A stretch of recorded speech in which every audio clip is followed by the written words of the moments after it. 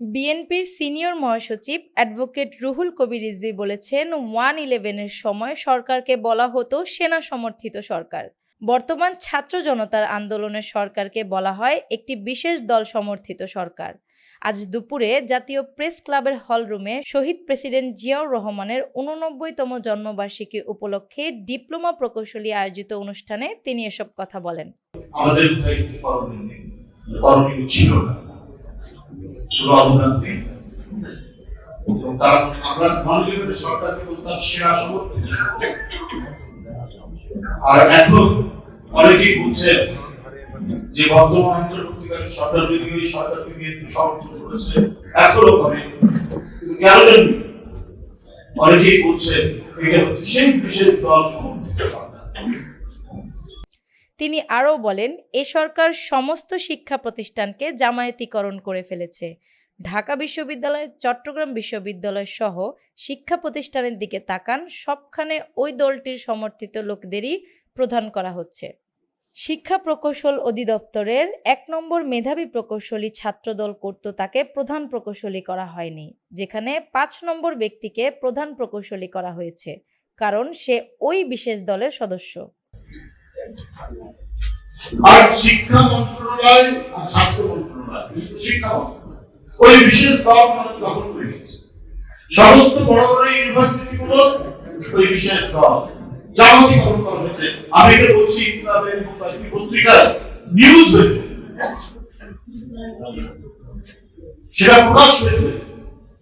আমার জানা মতে ঢাকা বিশ্ববিদ্যালয়, রাজশাহী বিশ্ববিদ্যালয়, চিটাগাং বিশ্ববিদ্যালয়, আরো বিভিন্ন ইউনিভার্সিটি, বড় বড় বিশ্ববিদ্যালয়ের প্রধান দায়িত্ব ঘোষণা হয়েছে আপনার জামাত চেতনা।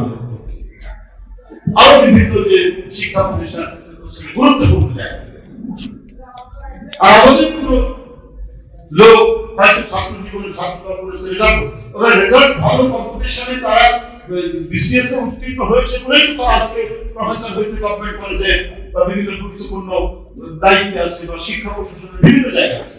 একটি ছেলে আপনাদের সঙ্গে, একটি ছেলে আমার সাথে রিসিভ করেছে রাজশাহী বিএ কলেজ, এখন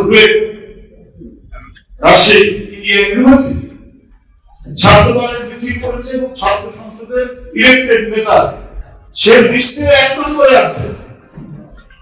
তাকে না দিয়ে 5 নম্বর থেকে নিয়ে আসা হয়েছে, সে নাকি সেই বিশেষ দলের চেতনা এইটা দিয়েছে। অথচ 1 নম্বর তার ব্যাকগ্রাউন্ড হচ্ছে ছাত্র জীবনের পলিটিক্যাল ব্যাকগ্রাউন্ড, সেটা তো মিছিল করা ছাত্র দলের ছেলে। তাকে অর্থাৎ আওয়ামী লীগের সময় ওই ব্যক্তিকে, মানে সেই ছাত্র দল করা সেই ইঞ্জিনিয়ার সেই ইঞ্জিনিয়ার তাকে বলেছিল তোমার প্রমোশন হবে। আওয়ামী লীগের যে একটা ওদের যে একটা সংগঠন আছে সেই মুজিবের নামে কি বঙ্গবন্ধু পরিষদ, তাকে যোগটা ওটা আমি সবাই জানে, আমি ছাত্র দল করতাম, আমি ওই নীতি বিষয় করতে পারি, আমার প্রমোশন দরকার। সেই ছেলে পরিবর্তনের পর বা আমার কাছে ছেলে ব্যক্তি চিফ ইঞ্জিনিয়ার হওয়ার কথা, তাকে সেটা দেওয়া এখন, অথচ বেতন লিস্টে সে 1 নম্বর, কারণ সে ছাত্র দল।